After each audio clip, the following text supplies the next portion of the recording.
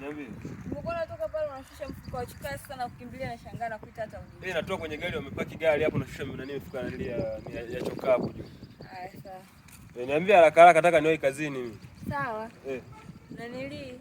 Unasema unatumia jana yenyewe hata hujatumia. Hela? Ndio.